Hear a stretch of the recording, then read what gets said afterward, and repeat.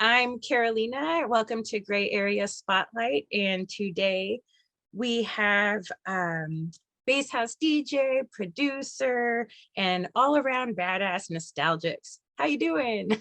Hello, everybody. I'm doing great. Thank you for having me. So I know that we were actually scheduled to have a conversation on July 27th, which was a big day for you. You released your new track on the Dead Beats, right? You had Heat Rush with Dyer.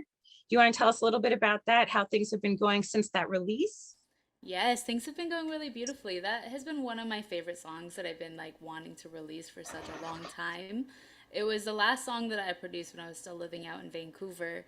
So it was kind of the era that I was just like sitting in a studio producing and I was like all up in my feels and I really wanted to make an emotional song based on like what I was feeling.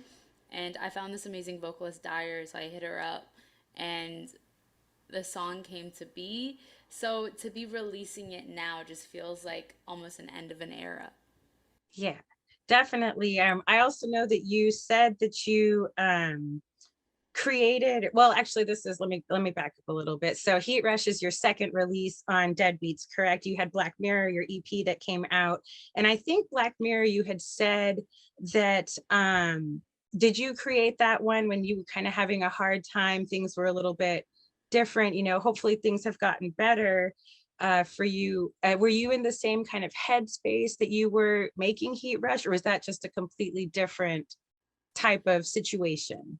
That's a very good question. That's a very good question. I think with Black Mirror, it was kind of like when I was writing Black Mirror, it was right when COVID had started, and I just gotten my U.S. visa, and I was about to come to U.S. to like do my first shows and like move out here, and I was so excited about it, and then everything was just getting like canceled before my eyes, and I felt like everything that I'd worked for was like just disappearing, and then now I'm like spending all this time alone, and it put me through a bit of like a dark headspace, and when I was writing that EP, that's where I was at, um, hence Black Mirror.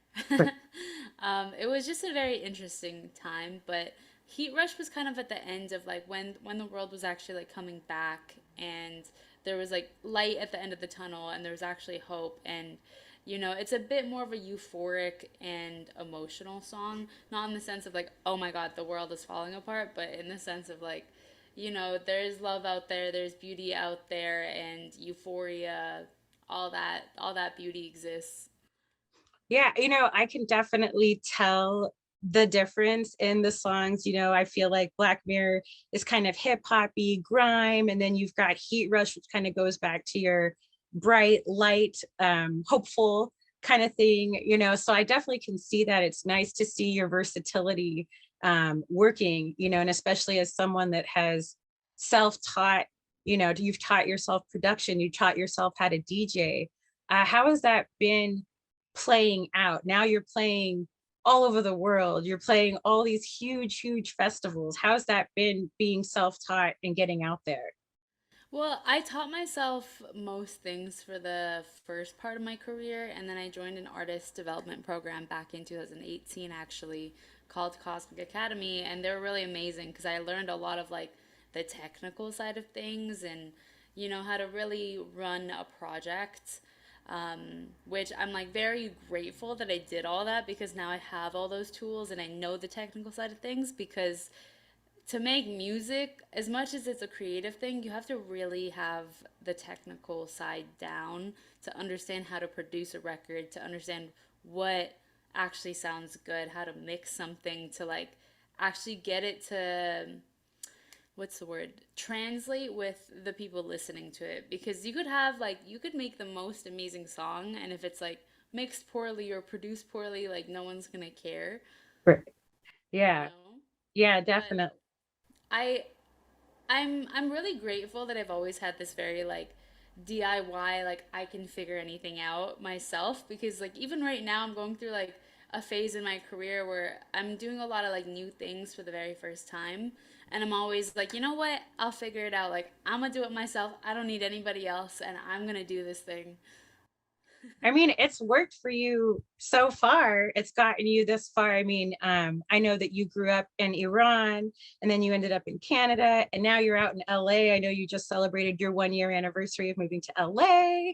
How has it been, all the transitions? Like, do you remember growing up in Iran and how things were? How was it in actually, I don't know if you're in Vancouver, but I know you were in Canada. It's Vancouver, yeah. Vancouver, okay. And then now being in LA, how's all of that completely different or similarities? Oh my lord. It is that's a very good question. It's honestly been like the way that I say it and the best way I could describe it is it feels like three separate lifetimes almost. And I feel like I've done a lot through living in these different places because being born in Iran and living there as a kid and growing up, like especially as a girl, like you don't really have freedom. You don't really have the options to be like, oh, I could do anything I want with my life. You kind of have like these specific roles in Iran that you can fill, and women just don't really have rights. You don't really have the option or the opportunity to be like, oh yeah, like I'm gonna be on stage one day, like I'm gonna make music one day, or like I'm gonna be like extremely successful one day. All you can really think at that age is like, okay, I like maybe I could become a nurse, or like, if I get like really lucky, like I can become a nurse, or like have some kind of office job, and that's like if I get really lucky. Right. So that's one life. Yeah. That's one lifetime. And then living in Canada, I feel like was when I was really just exposed to a whole a whole new world, I want to say, because I experienced like freedom and meeting friends and being able to do what you want to do. And that's when I discovered like, oh hey, like I can make music. Like if I want to make music, like I can do it. I can figure it out. Um, and Canada is like such an incredible place to live. The people there are like also kind. And America, it's been officially 1 year now. America's been like I feel like living here from last year till now has just been a very crazy time for my career because I feel like it's gone from like 0 to 100 so quickly. Like everything that I wanted happened in this 1 year time span, and it's just really crazy to reflect back on. Yeah. I mean, speaking of reflecting, how is this is what you want? I mean, is this what you imagined that things could be? Or did you just think you'd be playing like college parties, kind of doing things with your friends? Or, I mean, clearly the goal was probably to get to where you are right now. It's very interesting because when I first started this, my only goal was like, I was like, I just want to DJ one party. That's it. I'm good. Like one party, one show. I just want to know what it's like, and then I'm good. And then I had the opportunity to do that like back in I think 2017. And then I did it one time and I'm like I got addicted and I'm like I just love it so much. I just want to get better at it and continue learning. So through the years, I've made more goals for myself. I've always hit the goals. And then now where I am, like the place that I am right now is just the place that I've always dreamed about, like beyond my wildest dreams.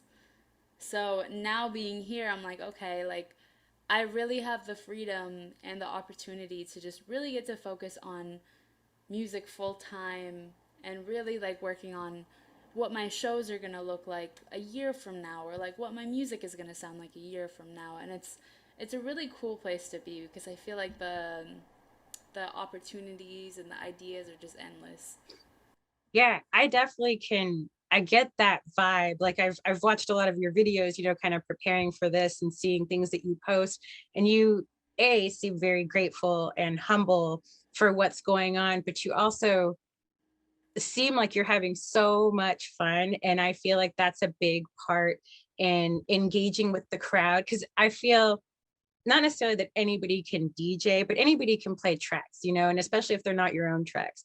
But you get up there and you have this type of energy. Like that's a lot of comments that I see on your stuff, the energy, and coupled with the music, coupled with the pyrotechnics and all that kind of stuff, it's like a whole experience.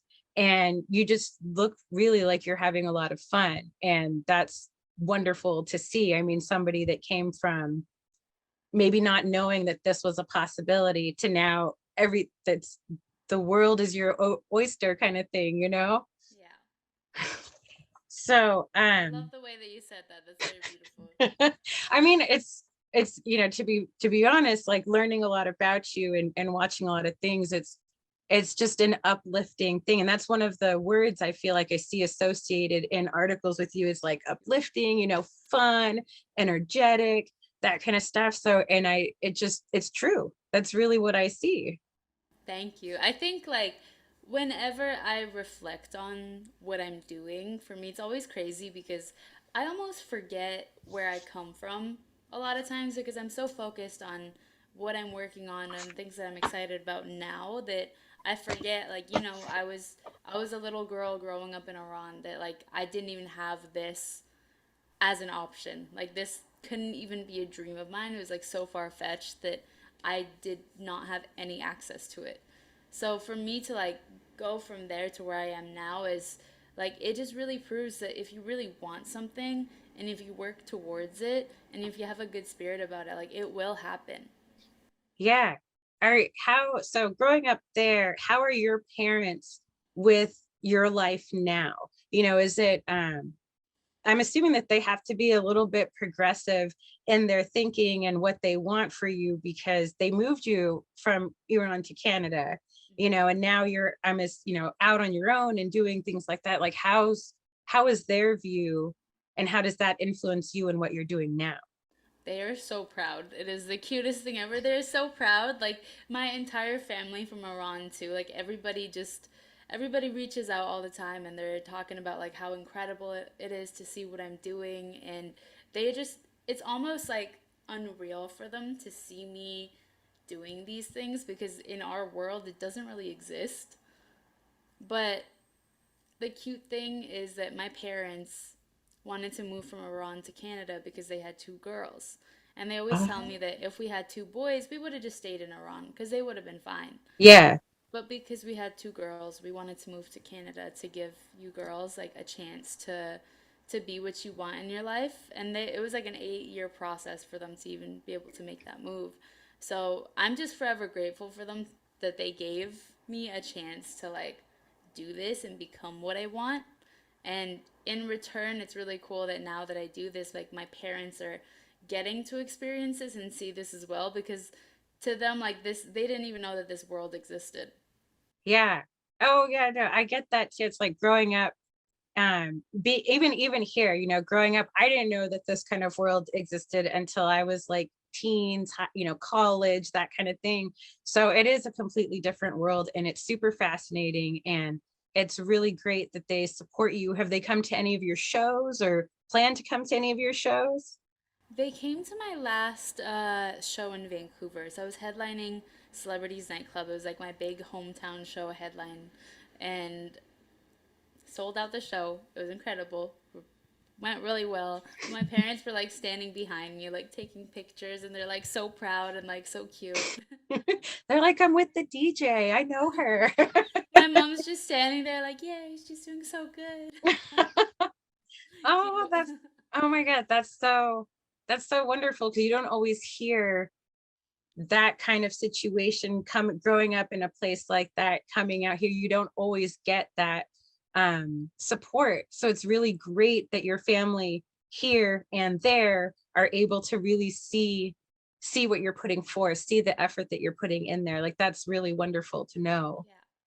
100%. But it wasn't always like that, I would say. Like in the beginning, they were just kind of confused that they're like, wait, you're gonna drop out of university to DJ? Like at the time I was sitting in classes like in university and I'm thinking about Ableton, I'm thinking about how I want to learn music production and I'm like why am I sitting in class? I'm like this feels wrong. This feels like a waste of time when I really want to be making music. And when I was leaving university, my parents are so confused. They're like, "You're gonna leave school Right. for this thing?" I'm like, "Yeah." I'm like, "Just give me a chance. I'm gonna figure it out." Yeah. I mean, figure it out you have. I think that you've got a really great formula working for you and your star has just been completely on the rise. Releases here, releases there, festivals here, festivals there. I mean, it's incredible to see that happening kind of in real time, you know. Thank you. So I kind of want to get into the production side, and speaking of talking about being a female and not necessarily having these kind of opportunities, and then you come out here and do have the opportunities. Do you find that people maybe doubt what you can do being a female? Like, because I know that DJing production is kind of a male dominated situation. So how do you feel coming in as a woman from another country, getting into this and really putting your name out there, making it happen? This is very interesting. I feel like I don't think about this as much these days because now I go up there and I do me and I always just put my best foot forward and I don't think about gender or anything because I'm like, I could easily outshine a guy any day of the week. Yeah. But I think that in the beginning phases when you're like getting into it and nobody really knows you yet, being a girl, I just felt like I had to work like 10 times harder to prove like, look, I can produce. Look, I can do this. Like, look, I'm making the music. And I would always be like really just sharing my process of learning and like oversharing with people like, oh, like look at me making music. Like I would always be sharing my Ableton projects. I would always be like doing lives where I'm in the studio producing because I felt like I had to like show people like, look, like I'm doing the damn thing. Like I'm working, I'm learning, and just in a lot of different situations, I always just felt like I had to work harder to really prove who I was or like get my name across. Right. But I gotta say now it's not like that, or it doesn't feel like that to me anymore. So that's a blessing for sure. Yeah. I mean, I definitely think that you've put stuff out there that lets people know that like you're here, you mean business when it comes to music, and that's what you put out there. Like it's always hard. I mean, obviously being a female also, you encounter that everywhere. So I was just really curious on how that is. And I'm glad that it's not such a focus on your mind anymore. I mean, you do you, and that works really well. I know. I just the best that I can do. I've really just learned that the best I can do is like the best that I can do. So I will always show up and put my best foot forward and always try my hardest no matter what the circumstances. I'll always go at it. And I'm like I don't really think about the fact that like oh I'm a girl, I'm a whatever anymore.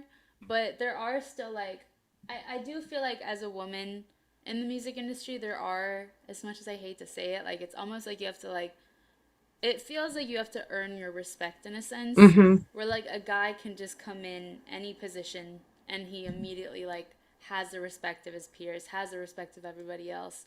But I feel like for women it almost like takes like oh look at what she's doing, like look at how strong she is, look at X, Y, and Z, and then people are like okay yeah now I see what she's doing, rather than just being able to walk in and everybody's like yeah you go girl. I mean, I think people are definitely starting to see it because a lot of the labels that you release on are male dominated labels, or True. people that you're touring with are males. So, I mean, I think it's fair to say that you can definitely hold your own and more with all these guys.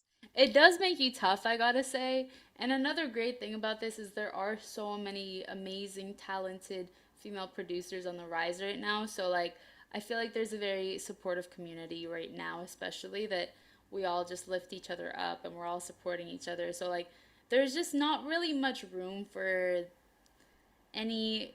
Can I say the word bullshit? That's I exactly what just I said was thinking. So, it. There's no room for bullshit. So like nobody's gonna stand for bullshit. So like you can't. I don't know. I feel like the age of social media now, it's like if someone's gonna be shitty, it's gonna come out on social media. Like mhm. there's just no more room for bullshit anymore. The girls, we all got each other's backs. There's a lot of support. And like the amount of support towards even like newer upcoming producers, like that's a beautiful thing as well. Yeah, definitely. I mean, female supporting females is always great. I'm glad that that move is happening. Like that camaraderie is definitely something that's unmatched and kind of necessary. out there, it helps you along, and helps you know that you're in the right place and you're not alone. So that definitely that speaks a lot. Definitely speaks a lot. I know it's really great to have that kind of support system within the EDM community, especially like from other people that know like what you've gone through or like how it is. But I think in the beginning phases, that's when it's more difficult because obviously you're starting out, you're on your own, you're just trying to navigate what this industry even is, like this crazy big industry, like what it even is. And then once you really get into it, you have like other peers, you start making your own circle, you have a support system, and that's like what really helps. I feel like to have people around you to be like, oh, like I see what you're doing, like you're doing great, I have your back. Yeah. Yes, definitely. That helps out in any aspect. And for sure in something like DJing and getting out there, it probably is a whole hell of a lot more. Yeah, 100%.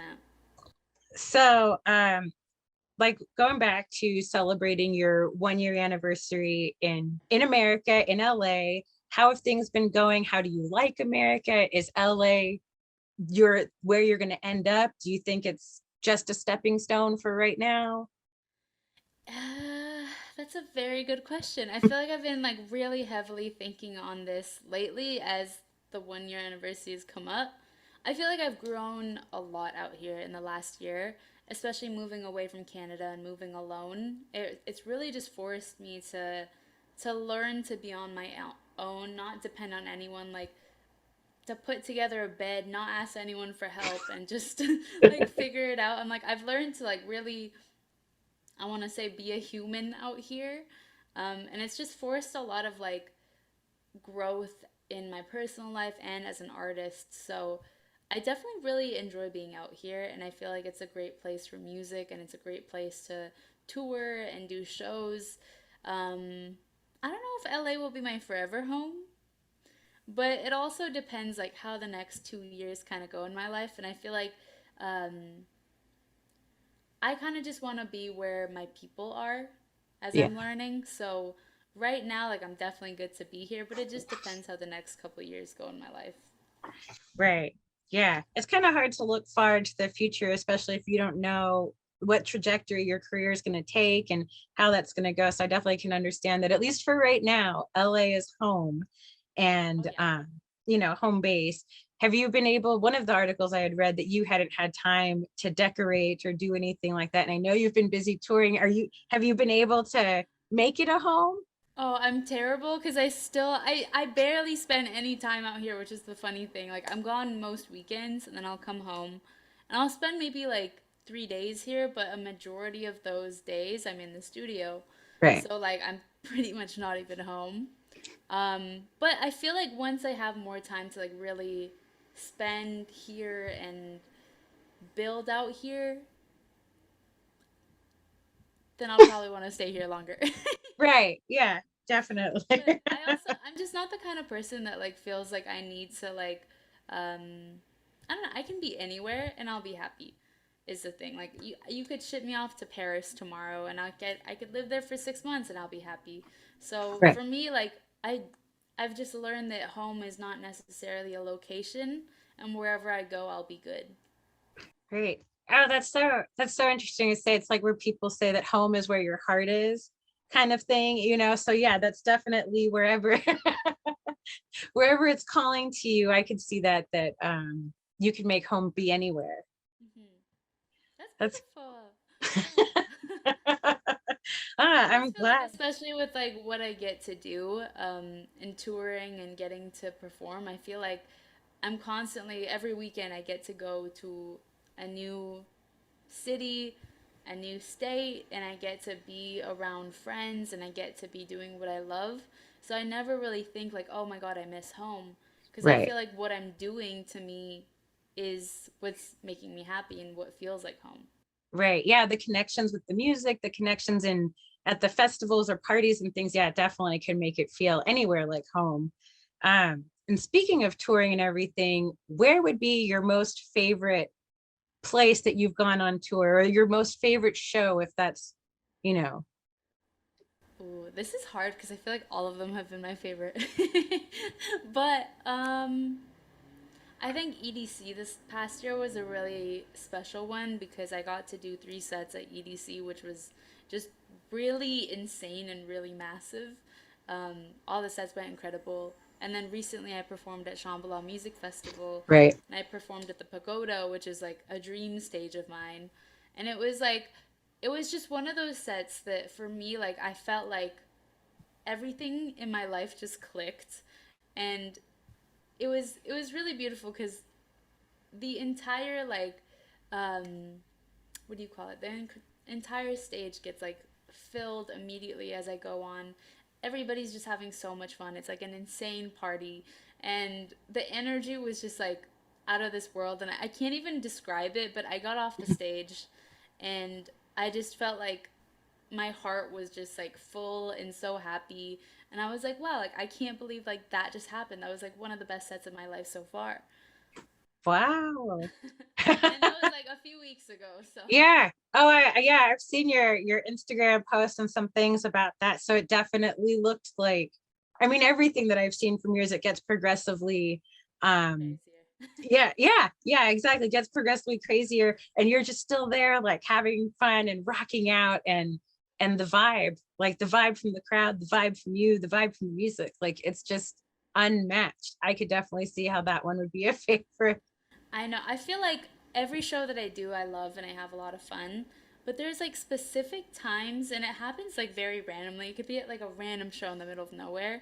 And it's just like this energy that like the crowd gives you, and then you give the crowd, and then it's so hard to explain it. I'm a very big like energy person, but like Yeah.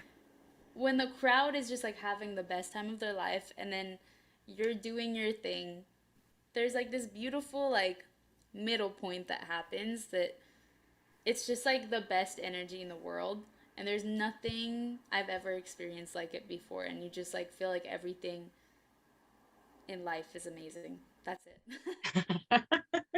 Well, we're getting down to the last minute and a half before we should start this speed round.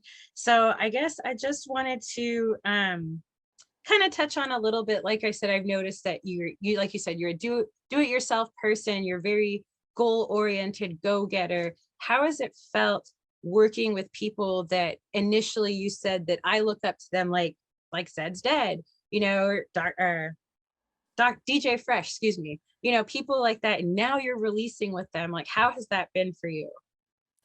It's honestly the strangest and full circle feeling ever, but I just feel very grateful to get to work with people that I looked up to when I was just starting out, and just like, going to the festivals and seeing, like, I remember seeing Zed's Dead, I remember seeing Dr. Fresh, like, from the crowd.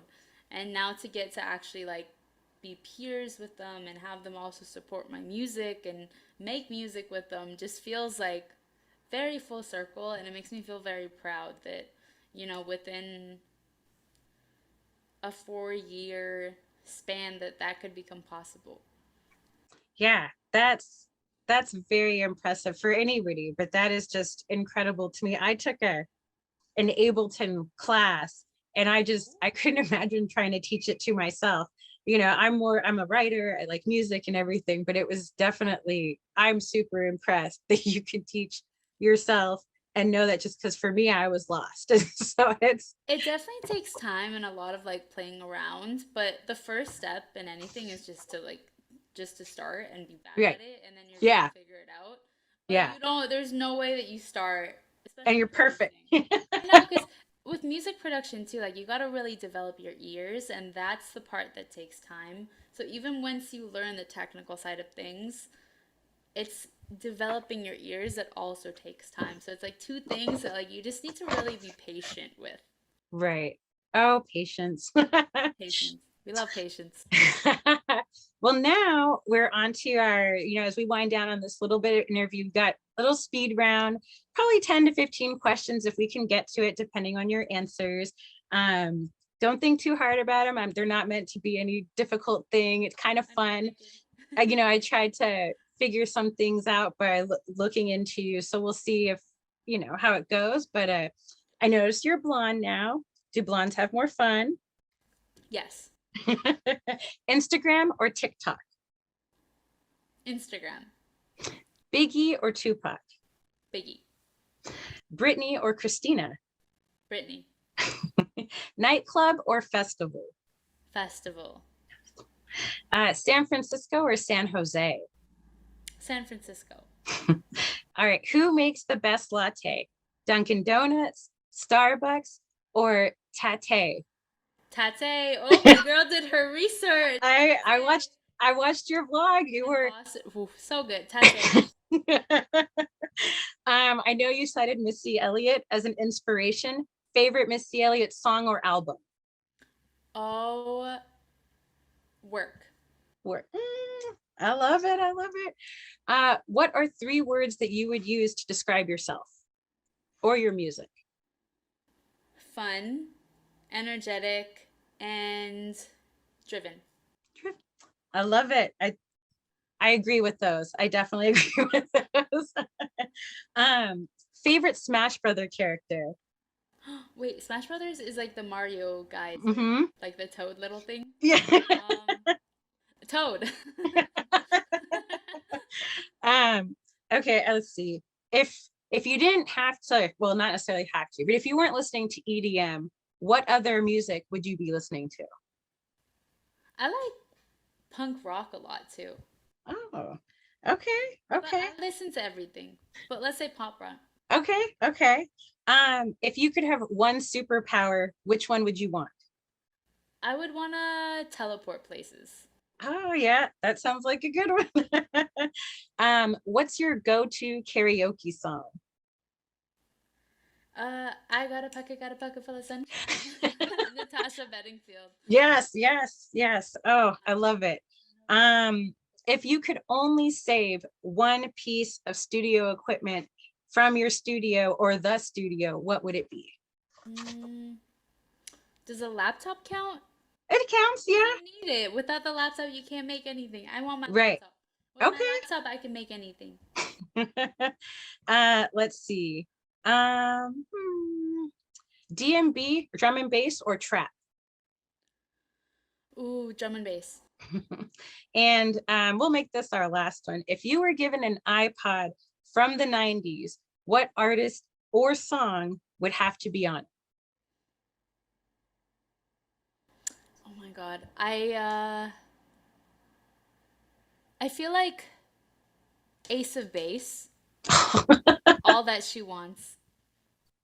That's a good one. I Yeah, just you saying that brings back so many memories hearing bring that. on the nostalgia, baby. Right, perfect with your name. Well, I'm so very glad that we got to connect. Third time is a charm.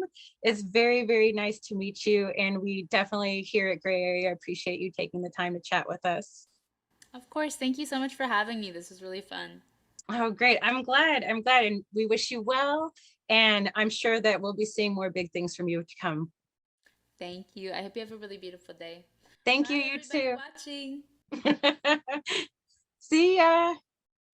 Bye.